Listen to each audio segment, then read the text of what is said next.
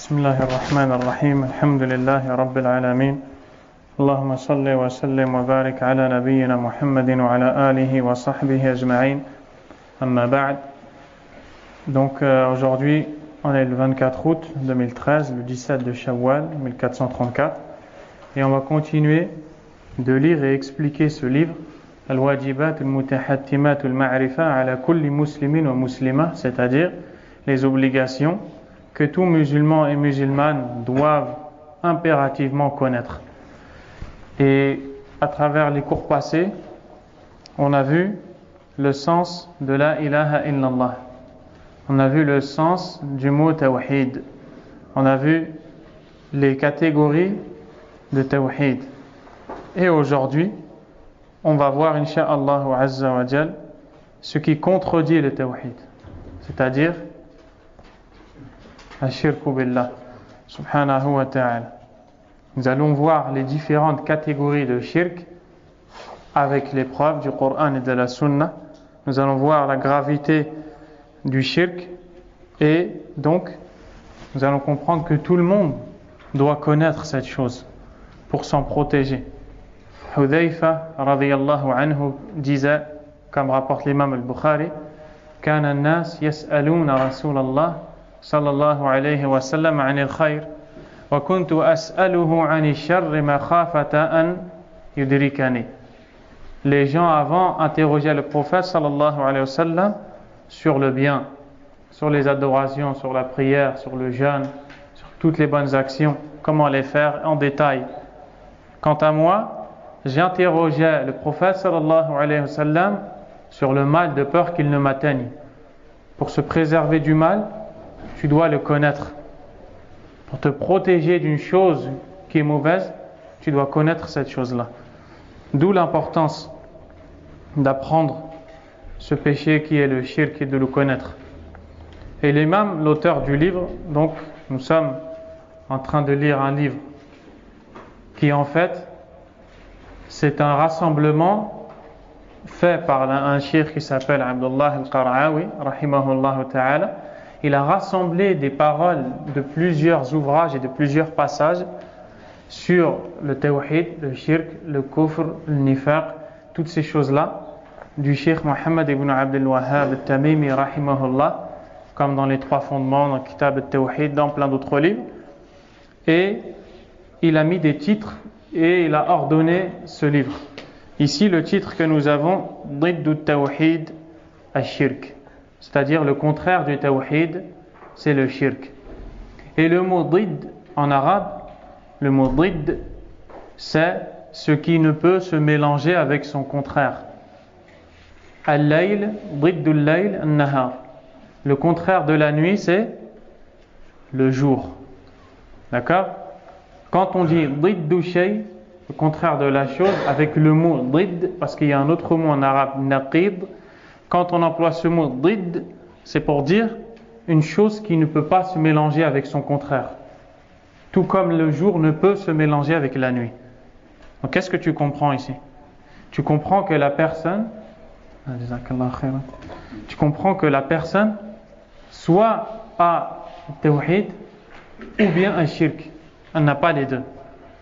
Donc tu comprends la gravité du tawhid s'il est présent chez la personne. La personne va perdre toute sa voix. Et nous allons voir bien sûr les différentes catégories de shirk. Puis il dit ashirk. Premièrement, ce mot-là, ce terme dans la langue arabe, sharaka, tout mot dans la langue arabe a une base de 3 lettres. Et toute base de 3 lettres a un sens. Et ensuite, plus on rajoute des lettres, plus le sens va plus ou moins changer, être augmenté, diminuer. Ala kulli hal, le mot shirk à la base, il veut dire le fait d'associer des choses. C'est pour ça qu'on l'a traduit en français par l'association. Le fait d'associer des choses. Et c'est pourquoi, par exemple, la société ou l'entreprise que quelqu'un va ouvrir, le commerçant va ouvrir, porte le nom de sharika en arabe.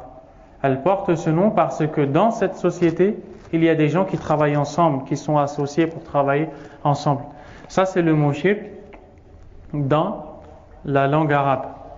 Maintenant, le mot shirk, quand il est employé dans la religion, qu'est-ce qu'il veut dire? Il veut dire taswiyatu ghayrillahi billah fima huwa min khasa'isillah.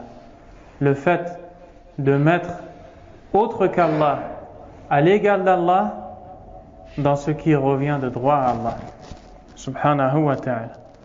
Le fait de donner un égal à Allah azza wa jal dans une chose qui lui revient de droit.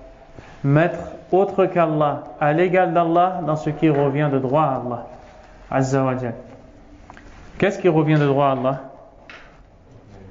Hein? Al-ibada, al-tawhid. Al-tawhid se divise en combien? En 3. Quelles sont ces catégories? Tawhid al-rububiyya, l'unicité d'Allah dans ses actes, dans la seigneurie. Tawhid al-uluhiyya, dans l'adoration. Tawhid al-asma' wa sifat, dans les noms et les attributs. Le shirk, c'est ce qui contredit le tawhid. Donc tu comprends que tout comme il y a 3 catégories de tawhid, qu'est-ce qu'il y a?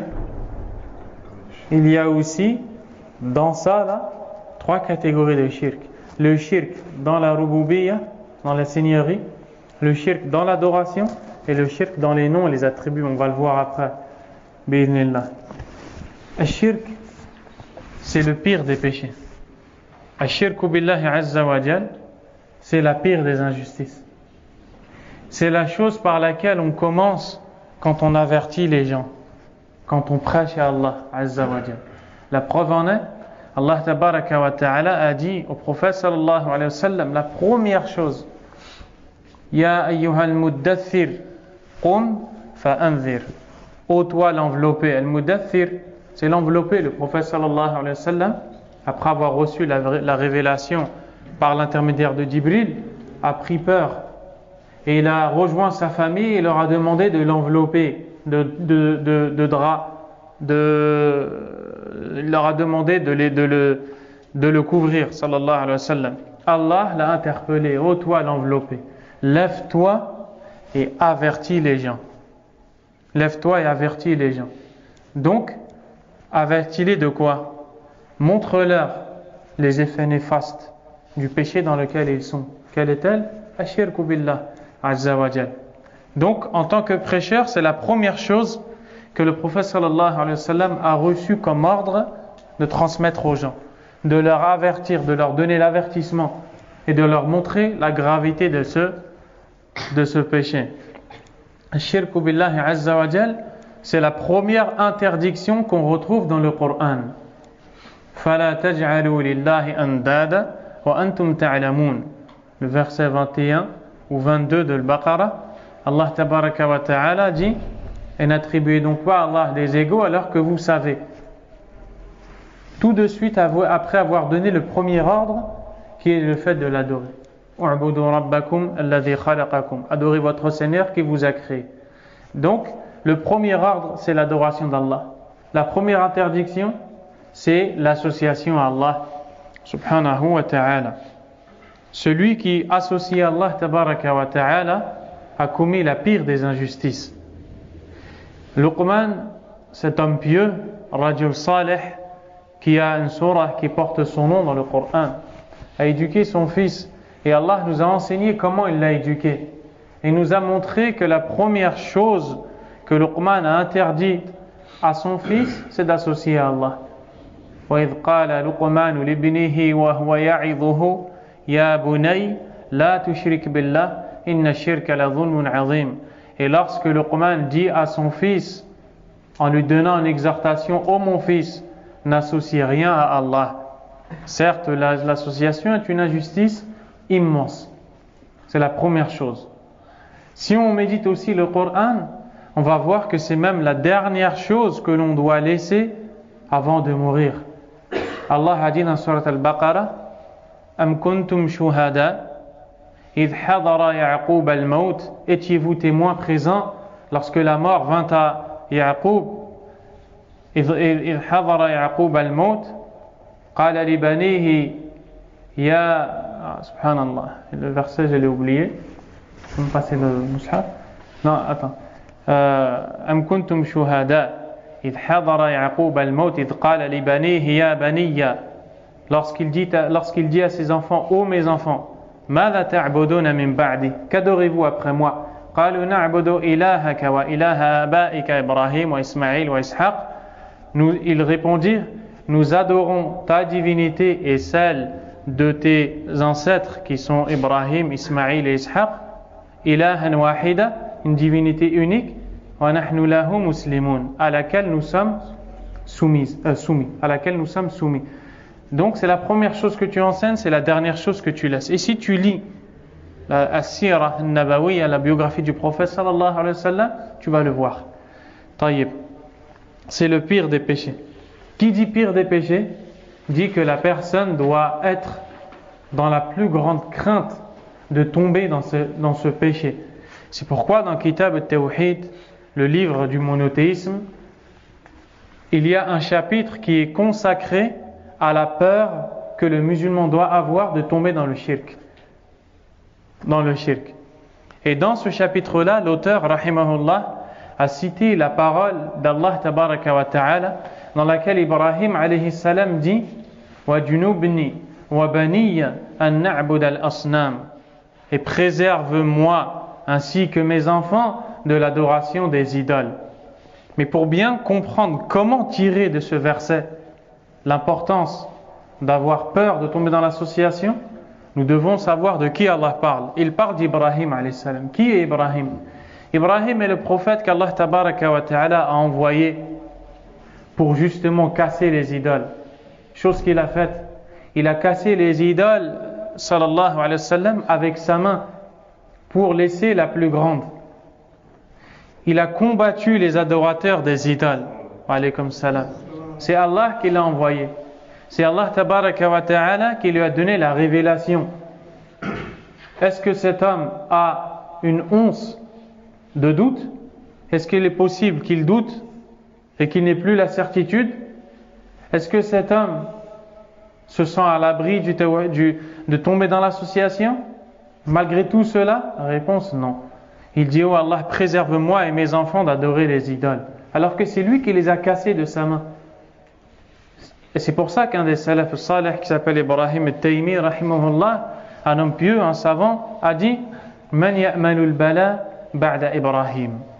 Qui se sent en sécurité après Ibrahim? C'est pourquoi on retrouve ça dans la sunna du prophète sallallahu alayhi wa sallam. Le prophète n'a-t-il pas dit: Allahumma inni a'udhu bika an ushrika bika wa ana a'lam.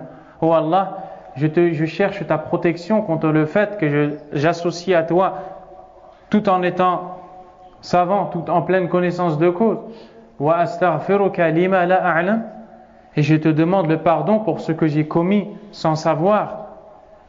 Qu'est-ce qu'il nous fait le prophète alayhi salam ici? Une allusion au fait que le musulman peut tomber dans une des formes d'association alors qu'il ne s'en rend pas compte. Pour ça, il nous a enseigné cette invocation par laquelle on va demander à Allah tabaraka wa ta'ala de nous protéger. Wa astaghfiruka lima la a'lam.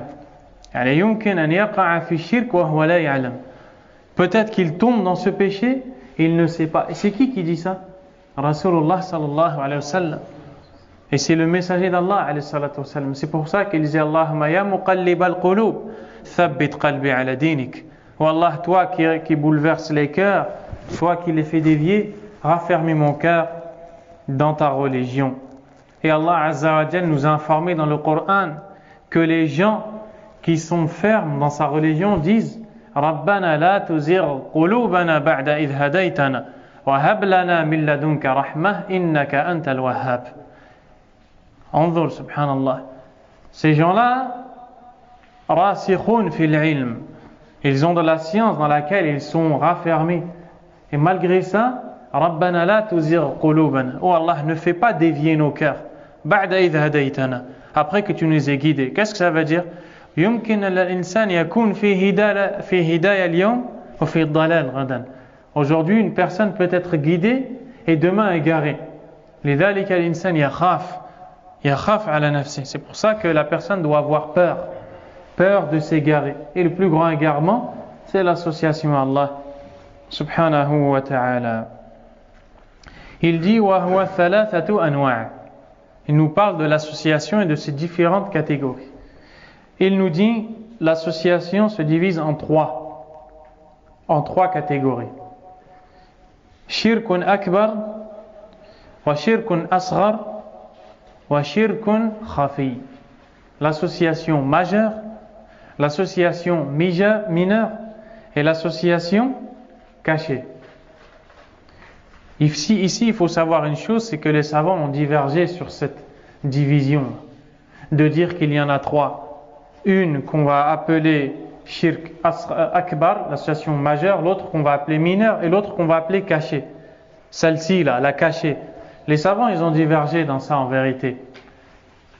Pourquoi ceux qui ont l'avis qu'il y a cette troisième catégorie l'ont cité? La réponse, c'est par rapport à un hadith dans lequel le prophète sallallahu alayhi wa sallam nous dit que le shirk est caché. Que le shirk est caché. Donc ils ont dit il y a un shirk qu'on appelle le shirk caché, l'association cachée. Pourquoi les autres ont dit il n'y a pas trois catégories mais il y en a deux? Car en fait, le shirk caché peut être akbar et asghar. Il peut être majeur tout comme il peut être mineur. À titre d'exemple, une forme d'association majeure qui est cachée, celui qui croit que autre qu'Allah peut connaître l'avenir, l'invisible, c'est du shirk akbar et pourtant c'est caché, c'est pas apparent. Une forme de shirk akbar, donc de shirk asghar, khafi, celui qui croit que quand il porte une tamima, une amulette, un talisman, Allah va lui protéger du mal. Cette croyance-là, c'est du shirk caché, mineur. Et la première qu'on a citée, c'est du shirk caché mais majeur. Donc voilà ce qu'a dit l'imam Ibn Baz rahimahullah ta'ala.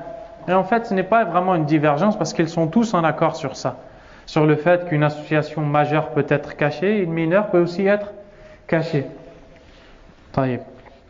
Ce qu'on appelle en arabe ikhtilaf tanawwu', la ikhtilaf tadad. Car les divergences, elles sont de deux types. Il y a les divergences en vérité, quand on parle de celles-ci, on veut dire par là qu'ils ont juste divergé sur la manière de définir la chose sur laquelle ils sont tous d'accord en vérité, à la fin.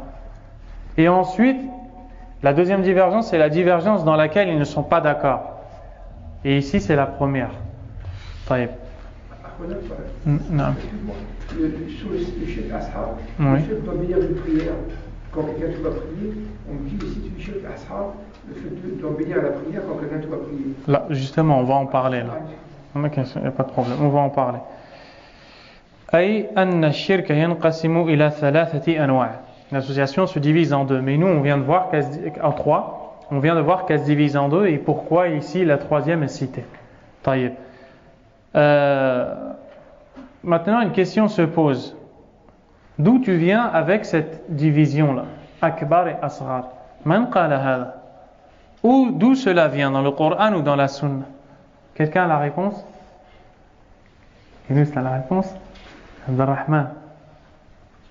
La réponse, le prophète sallallahu alayhi wa sallam a dit dans un hadith qui est rapporté par l'imam Ahmed, selon Mahmoud ibn Labid, radiyallahu anhu, il dit Inna akhwafa ma akhafu alaykum ash-shirk al-asghar.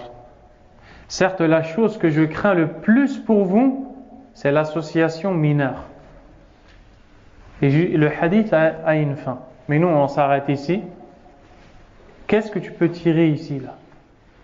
Qu'est-ce que tu peux conclure, déduire de cette parole? Hein? Exactement. Si le prophète sallallahu alayhi wa sallam dit asghar, c'est qu'il y a autre chose qui est akbar. Donc qui est-ce qui nous a montré que le shirk se divise en deux, akbar et asghar? Le prophète sallallahu alayhi wa sallam, ou dans un hadith rapporté par l'imam Ahmed rahimahullah ta'ala, qui est authentifié par les savants du hadith. Donc voilà d'où vient cette division. Et toutes ces choses que nous sommes en train d'étudier, les divisions, tout comme les divisions dans la prière, dans les conditions de la prière, les conditions dans les obligations de les différentes obligations de la prière, les piliers, toutes ces choses-là ont été déduites par les savants de l'islam des textes du Coran et de la Sunna, ne sont pas inventés. طيب. الشرك الأكبر لا يغفره الله ولا يقبل معه عملا صالحا قال الله عز وجل إن الله لا يغفر أن يشرك به ويغفر ما دون ذلك لمن يشاء ومن يشرك بالله فقد ضل ضلالا بعيدا. L'auteur dit que l'association majeure n'est pas pardonnée d'Allah subhanahu wa ta'ala. Et celui qui commet l'association majeure n'aura aucune action acceptée d'Allah subhanahu wa ta'ala, car Allah a dit dans la traduction du verset de Surat An-Nisa, le verset 116, Allah Azza wa Jal nous dit, certes Allah ne pardonne pas qu'on lui attribue des associés, mais à part ça, il pardonne à qui il veut. Et celui qui commet l'association, celui qui est associé à Allah, se sera égaré d'un égarement très lointain. Donc, Allah Azza wa Jal nous enseigne ici que celui qui commet l'association ne sera pas pardonné d'Allah subhanahu wa ta'ala. Taïb. Allah Azza wa Jal, maintenant je te pose la question à toi. Yaghfiru shirk ou la yaghfiru shirk? Est-ce qu'Allah pardonne l'association ou pas? Et toi tu viens d'entendre qu'Allah a dit Inna Allah la yaghfiru an yushraka bih. Allah as'aluk, Abdurrahman. En fait, si on meurt sur le shirk, en fait, on ne sera pas pardonné. Mais si avant de mourir, on demande le pardon, on sera pardonné. Exactement. إن الله لا يغفر أن يشرك به يعني أن الإنسان يموت على الشرك بالله ولا يتوب إلى الله لا يغفر له ولكن إذا مات وهو يتوب إلى الله ويستغفر الله يغفر الله له قل يا عبادي الذين أسرفوا على أنفسهم لا تقنطوا من رحمة الله إن الله يغفر الذنوب جميعا. Le Coran لا يتناقض. Le Coran il ne se contredit pas. Donc, qu'est-ce que tu comprends de ce verset? Celui qui meurt en commettant l'association, celui-là n'est pas pardonné d'Allah. Alors que celui qui meurt en s'étant repenti de l'association, il est pardonné d'Allah. Dans l'autre verset de Surat Az-Zumar, Allah dit, dans la traduction du verset, certes Allah pardonne tous les péchés. Et le Coran ne se contredit pas. C'est comme ça qu'il faut comprendre les textes du Coran. C'est pourquoi le prophète lui-même, sallallahu alayhi wa sallam, a dit, Man laqiya Allah la yushriku bihi shay'an dakhala al-jannah wa man laqiya Allah yushriku bihi shay'an dakhala an-nar. Celui qui rencontre Allah sans rien lui associer, donc ici ça peut être celui qui n'a jamais commis l'association, ou bien celui qui s'en est repenti, donc il ne la commet plus, rentrera au paradis. Et celui qui rencontre Allah en ayant associé, rentrera dans le feu. C'est clair? Alhamdulillah.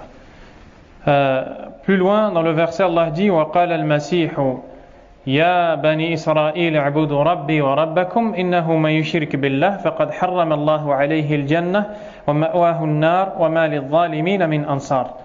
Surat Al-Ma'idah, Allah tabaraka wa ta'ala nous a enseigné que Isa alayhi salam a dit à Banu Israël, le peuple vers lequel il a été envoyé, adorez Allah, mon Seigneur et le vôtre. Certes, celui qui est associé à Allah, Allah lui interdit le paradis. Allah lui interdit le paradis. Sa demeure sera le feu et les injustes n'auront pas de secours. Donc ici, ce verset, chez certains savants, concerne Ashirk al-Akbar. Il concerne l'association majeure. وقال سبحانه وقدمنا إلى ما عملوا من عمل فجعلناه هباء منثورا. Dans ce verset, Allah Azza wa Jal nous enseigne quel va être le devenir des actions bonnes commises par les associateurs le jour du jugement dernier. Al-mushrikoun, alladhina indahum a'mal salihah, mithl as-sadaqat, les associateurs qui ont fait des bonnes actions en apparence, comme les aumônes, comme le fait d'aider les autres, etc. Est-ce qu'Allah va les accepter? Est-ce qu'Allah va les accepter ou pas? Alors là, je vous pose une question. Al-mushrik, mushrik billah, Azza wa Jal. يتصدق ويعين الفقراء والمساكين هل يقبله الله يوم القيامة؟ ها شيخ محمد مشرك كافر بالله يتصدق على الفقراء يقبله الله؟ يعني un associateur il donne des sadaqas, Allah va l'accepter ou pas? لا, Allah لا يقبله أبدا. Et c'est ça معنى الآية وقدمنا إلى ما عملوا من عمل. Allah يجيء يوم القيامة وينظر إلى أعمالهم صدقات وإعانة المساكين وهذه الأمور فجعلناه هباء منثورا. يعني لا يقبلها يجعلها كالتراب. Allah Azza wa Jal viendra le jour du jugement dernier, il verra les actions des associateurs et il va les réduire en miettes, en poussière, éparpillées, il ne les acceptera pas. Et c'est ça le sens du verset de Surat Al-Kahf. قُلْ هَلْ أُنَبِّئُكُمْ بِالْأَخْسَرِينَ أَعْمَالًا الْخُسْرَانِ. Voulez-vous que je vous informe des plus perdants en œuvre? الَّذِينَ ضَلَّ سَعْيُهُمْ فِي الْحَيَاةِ الدُّنْيَا سَعْيُهُمْ أَعْمَالُهُم. Ceux dont l'effort s'est égaré dans ce bas monde. وَهُمْ يَحْسَبُونَ أَنَّهُمْ يُحْسِنُونَ صُنْعًا. Et ils croient faire le bien. Donc Allah Azza wa Jal ne les accepte pas, ces gens-là. وَقَالَ تَعَالَى لَإِنْ أَشْرَكْتَ لَيَحْبَطَنَّ عَمَلُكَ. Allah, il parle au prophète sallallahu alayhi wa sallam, il dit وَلَقَدْ أُوحِيَ إِلَيْكَ وَإِلَى الَّذِينَ مِنْ قَبْلِكَ. Et on t'a révélé à toi et ceux qui t'ont précédé. لَإِنْ أَشْرَكْتَ. Si tu commets un shirk, tu tombes dans le shirk, لَيَحْبَطَنَّ عَمَلُكَ. Tes actes vont être annulés par Allah Azza wa Jal. وَلَا تَكُونَنَّ مِنَ الْخَاسِرِينَ. Et tu feras partie des perdants. بَلِ اللَّهَ فَاعْبُدْ وَكُنْ مِنَ الشَّاكِرِينَ. Mais adore plutôt Allah et fais partie des reconnaissants. Donc on voit que le shirk al-akbar, il efface toutes les bonnes actions. يعني إنسان, un homme, طول حياته يعمل الأعمال الصالحة ثم يقع في الشرك الأكبر ويحبط الله جميع أعماله الصالحة. Allahu Akbar, une personne toute sa vie fait des bonnes actions. Ensuite, il fait un jour de l'association majeure. Allah lui efface tout ce qu'il a fait comme bonnes actions. Donc quand tu entends ça, يعني تخاف من الشرك. Tu as peur de tomber. وتدعو الله عز وجل. Tu demandes à Allah qui te préserve, qui te protège de tomber dans l'association à Allah subhanahu wa ta'ala. Donc on vient de voir qu'est-ce que c'est l'association majeure. الشرك الأكبر هذا له أنواع. Cette association majeure a plusieurs catégories. L'auteur ici nous en cite 4. Il nous en cite 4 pas parce que il n'y en a que 4, mais à titre d'exemple premièrement et deuxièmement car ces 4 catégories d'associations majeures citées par l'auteur ici, et l'auteur c'est l'allama Muhammad ibn Abdul Wahhab al-Tamimi rahimahullah, parce que ces 4 types d'associations en vérité sont les bases desquelles vont découler toutes les formes d'association. واضح؟ قال الشرك الأكبر 4 أنواع. L'association majeure est de 4 catégories. En fait, ici, il parle des bases de l'association majeure. Les bases de l'association majeure sont au nombre de 4. Alors qu'en vérité, l'association en elle-même, l'imam Ibn al-Qayyim rahimahullah a dit وَالشِّرْكُ أَنْوَاعُهُ كَثِيرَةٌ لَا يُحْصِيهَا إِلَّا اللَّهُ Azza wa Jal. Il a dit l'association a beaucoup de formes, beaucoup de choses qui sont de shirk, et il n'y a qu'Allah Azza wa Jal qui connaît toutes ces formes. Et dans une autre parole, dans un autre livre, il dit الشرك هو البحر الذي لا ساحل له وقل من ينجو منه. L'association est l'océan qui n'a pas de côte, et très rares sont ceux qui en sont épargnés. C'est comme si une personne est dans la mer et il veut se sauver de la noyade, mais il n'y a pas de plage, il n'y a pas de côte. C'est-à-dire que celui qui tombe dans le shirk, il tombe dans un grand danger. Et très peu sont ceux qui sont épargnés, sauvés. Nous, on vient de comprendre pourquoi il a dit 4 catégories. Voyons maintenant la première. النوع الأول شرك الدعوة. La première catégorie d'association majeure, c'est l'association dans ce qu'on appelle ad-da'wa. Ad-da'wa bima'na ad-du'a. Ad-da'wa ici, quand on dit da'wa, en vérité, da'wa et du'a, ce sont 2 mots qui ont le même sens. À la base, ce mot-là, du'a, comme le mot da'wa, dans la langue arabe, ma'nahu at-talab. C'est la demande. Tad'u Allah, tatlub min Allah. Quand tu invoques Allah Azza wa Jal, en vérité, tu demandes à Allah. Wa tad'u an-nas ila Allah. Quand tu appelles les gens à Allah, tu leur demandes de suivre la voie d'Allah subhanahu wa ta'ala. Si par exemple je te dis ad'uka ila bayti, ad'uka ila ta'am, ila walima, je t'appelle à une walima, c'est-à-dire je te demande de participer à ce plat dans lequel je t'ai invité. Voilà ce que veut dire le mot da'wa, tout comme le mot dua. Ce sont deux mots qui ont le même sens. Donc quand on dit shirk da'wa, c'est shirk dua, l'association dans l'invocation, dans le fait de demander à autre qu'Allah subhanahu wa ta'ala. Donc c'est une forme d'association majeure. La preuve, الدليل قوله تعالى فإذا ركبوا في الفلك دعوا الله مخلصين له الدين فلما نجاهم إلى البر إذا هم يشركون. Regardez, Allah subhanahu wa ta'ala dans sourate Al-Ankabut nous parle de Quraysh. Comment ils sont Quraysh? Allah nous dit فإذا ركبوا في الفلك الفلك السفينة في البحر. Quand ils montent sur les bateaux en mer, c'est-à-dire إذا كانوا في السفينة على البحر والأمواج متلاطمة, ils sont en mer sur les bateaux et il y a des grosses vagues, il y a une tempête. يوشكون على الغرق, peu s'en faut qu'ils ne se noient. Qu'est-ce qu'ils font?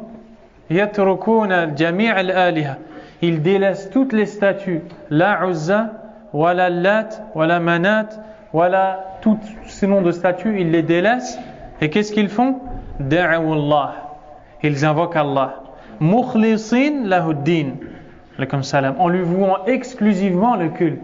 يعني يدعون الله عز وجل بالإخلاص, يقولون يا الله لا ينجينا إلا أنت ولا يستجيب لنا إلا أنت اللهم نجنا اللهم نجنا. Ils invoquent Allah en disant: oh Allah, il n'y a que toi qui peux nous sauver. Oh Allah, il n'y a que toi qui peux répondre à notre appel. فيدعون الله ils invoquent Allah avec sincérité. فيستجيب الله لهم. Allah leur répond parce que quand ils l'ont invoqué avec sincérité. Allah a dit: أَمَّا يُجِيبُ الْمُضْطَرَّ إِذَا دَعَاهُ وَيَكْشِفُ السُّوءَ. Qui est celui qui répond à l'appel de l'angoissé quand il l'invoque et qui dissipe le mal? C'est Allah Azza wa Jal. Donc ici, ils sont angoissés, ils appellent Allah, ils demandent. Allah leur donne. Allah dit: فَلَمَّا نَجَّاهُمْ إِلَى الْبَرِّ. Quand Allah les sauve et les renvoie sur la terre, إِذَا هُمْ يُشْرِكُونَ. Les voilà à associer Allah. Yushrikun fi madha? Ils associent Allah dans quoi? Dans l'invocation. Comment tu l'as compris dans ce verset même? Allah Azza wa Jal ici, quand il nous dit que quand ils sont en mer et qu'il y a les vagues qui frappent les unes, qui se frappent les unes contre les autres, ils invoquent Allah seul et sans associé. Et quand ils sont sur terre, les voilà à associer. Associer dans quoi? Dans ceux dans quoi ils n'associent pas quand ils sont en mer. Quelle chose? Ad-du'a, l'invocation. Ils invoquent autre qu'Allah Azza wa Jal. Et ça, c'est le sabab, la cause de l'islam de Ikrimah ibn Abi Jahl, radiyallahu anhu. Kana hadha ar-rajul mushrikan. Cet homme-là était associateur. Et il faisait partie de 3 personnes desquelles le prophète sallallahu alayhi wa sallam avait parlé. Et il avait dit, alayhi salatu wa sallam, si vous trouvez une de ces 3 personnes, leur sang est licite où que vous les trouvez. À Mecca, partout. Si vous les voyez, vous les tuez. Et Ikrimah ibn Abi Jahl, quand il a entendu ça, qu'est-ce qu'il a fait? Il a pris la mer en direction de l'Éthiopie. Et il s'est sauvé vers Al-Habasha. Et quand il était en mer, il y a eu une tempête. Une grosse tempête. Les vagues se sont frappées les unes contre les autres. Il a vu les gens dire: oh Allah, Ya Hubal, Ya Uzza, Ya Lat. Ils invoquaient les noms de leur statue. Afwan. Il a vu les gens, quand ils étaient en mer, c'est une erreur, ils invoquaient Allah seul. Kanu yaqulun Ya Allah najjina, oh Allah sauve-nous, oh Allah sauve-nous. Et Ikrimah ibn Abi Jahl, il s'est dit, mais ces gens-là, quand ils sont sur terre, ils invoquent Hubal, Lat, Al-Uzza, ils invoquent toutes ces divinités, et maintenant, quand ils sont sur le point de se noyer, ils n'invoquent que Allah, Azza wa Jal. Et là, il s'est dit, celui qui est capable de les sauver en mer, c'est le même qui doit être invoqué sur terre. Alors il a dit: oh Allah, si tu me sauves Je te demande de me sauver. Et si tu me sauves de cette noyade, je vais me diriger vers Muhammad sallallahu alayhi wa sallam, me rentrer dans ta religion, et certes, je vais les trouver doux et compatissants. Allah Azza wa Jalla l'a exaucé. Dès qu'il est sorti de ce danger, il a rejoint le prophète sallallahu alayhi wa sallam, il s'est converti à l'islam et il a trouvé le prophète doux et compatissant. Radiyallahu anhu. Donc celui qui invoque autre qu'Allah tabaraka wa ta'ala a commis l'association majeure. Alladhi yad'u ghayra Allah, qui invoque autre qu'Allah. Est-ce qu'à chaque fois qu'on demande à autre qu'Allah quelque chose, on commet de l'association majeure? Abdel Aziz? Ibrahim? Younous?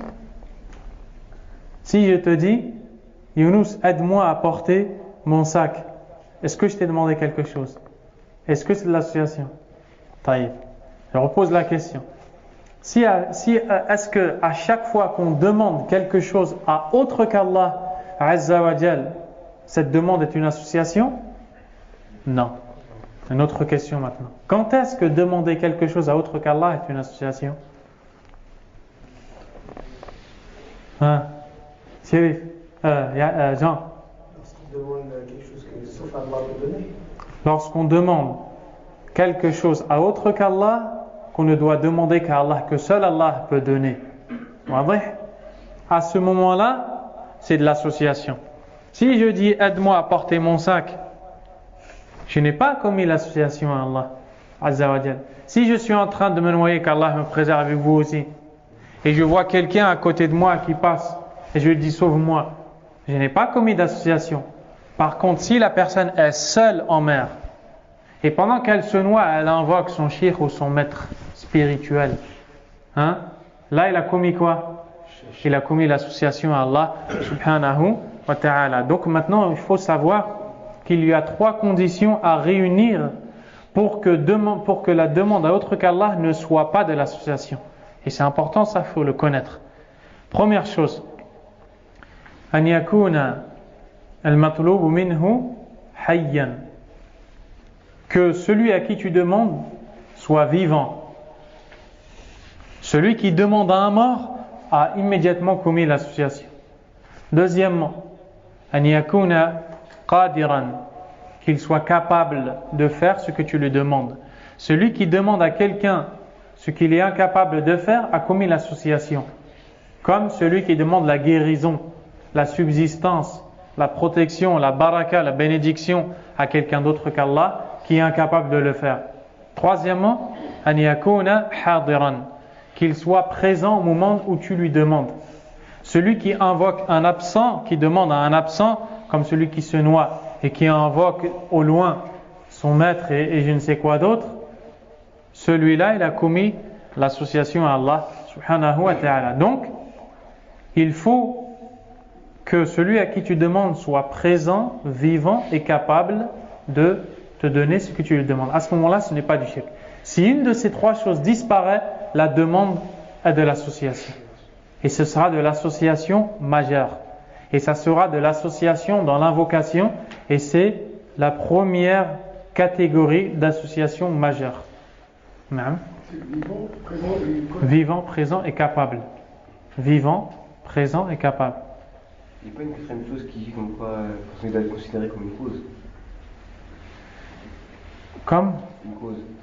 Certains disent ça, mais si tu résumes dans ces 3 choses, c'est suffisant à partir du moment où parce qu'en fait, quand tu demandes à quelqu'un qui est vivant, qui est capable et qui est présent, si tu es dans le tawhid, forcément tu sais que c'est une cause. Tu vois? Mais si tu crois que celui à qui tu as demandé quelque chose, ce n'est pas une cause, mais c'est lui qui tire profit ou qui amène nuisance, là tu as fait de l'association à Allah subhanahu wa ta'ala dans les attributs d'Allah. Car c'est le seul qui est capable de donner et ça fait partie de ses attributs azza wa jal.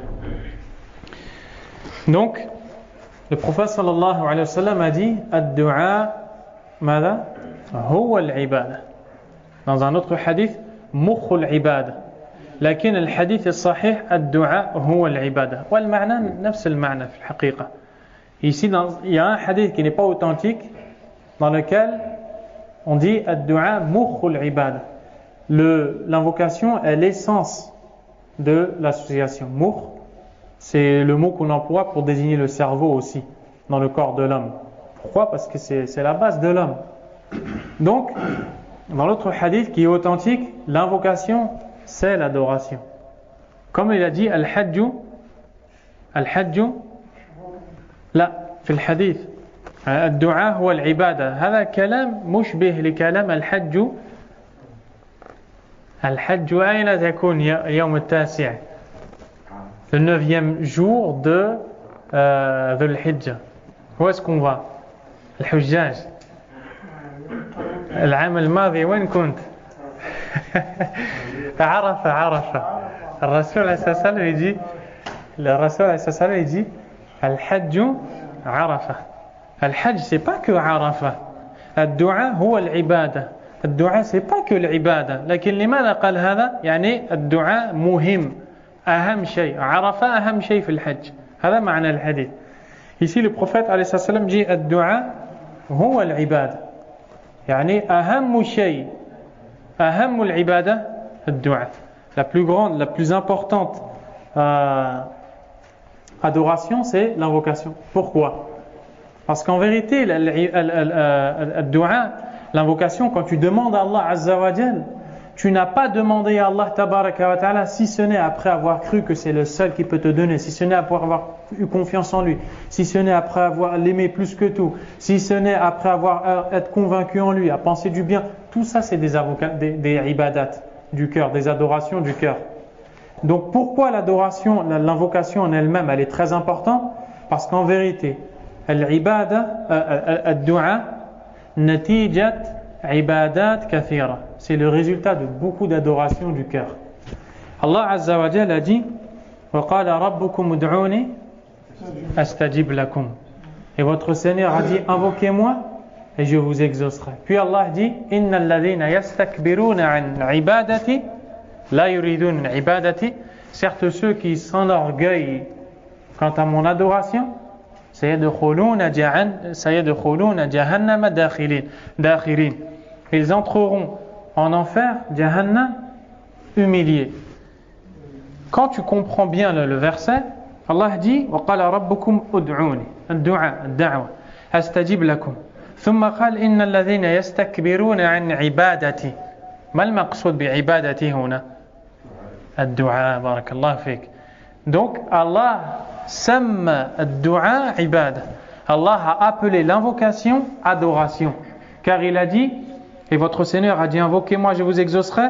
Certes ceux qui refusent de m'adorer, en refusant de l'invoquer, entreront en enfer humiliés.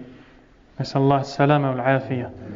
Donc alladhi yad'u ghayra Allah azza wa jal mushrik. Celui qui invoque autre qu'Allah avec les conditions précitées sera un associateur. Et c'est pourquoi Allah a dit dans surat al-Mu'minun wa man yad'u ma'a Allah ilahan akhar la burhana lahu bih la dalila lahu alayh fa innama hisabuhu 'inda rabbih. Allah yatakaffal bih.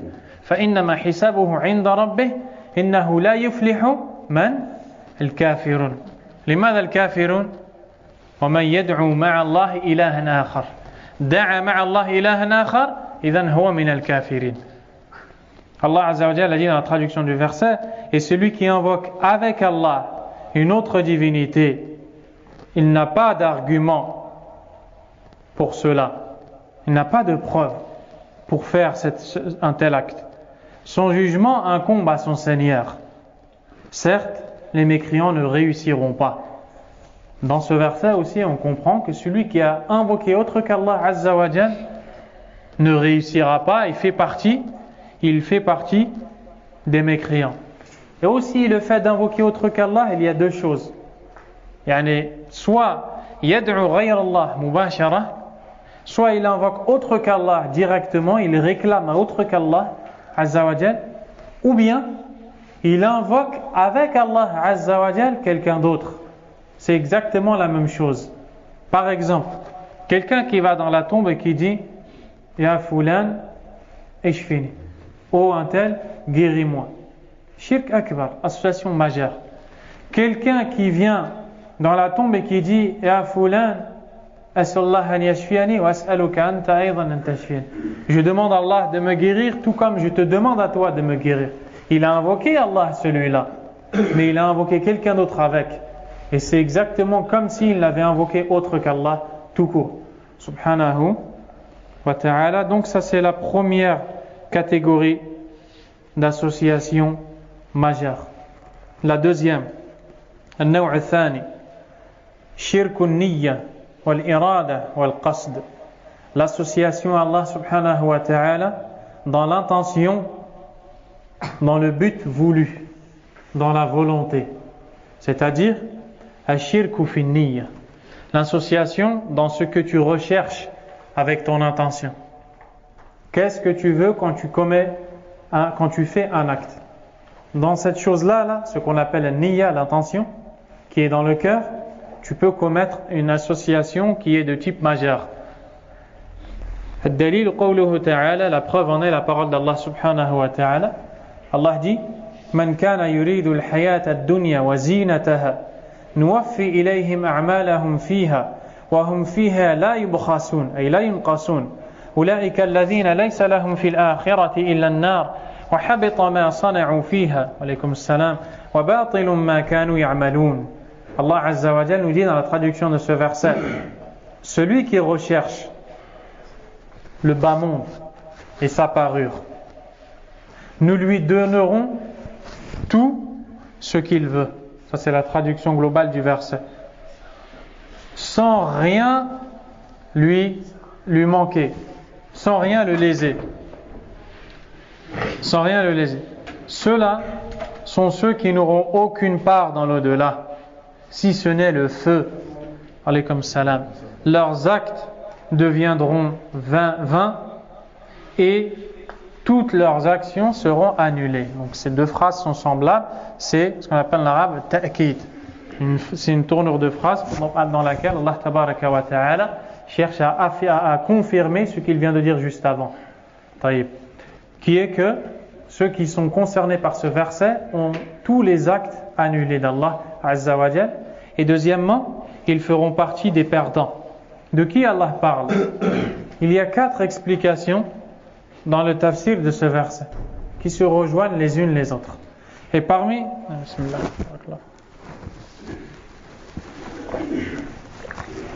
ces explications, il y a celui qui recherche avec a'mal al-akhirah yabtaghi biha ad-dunya.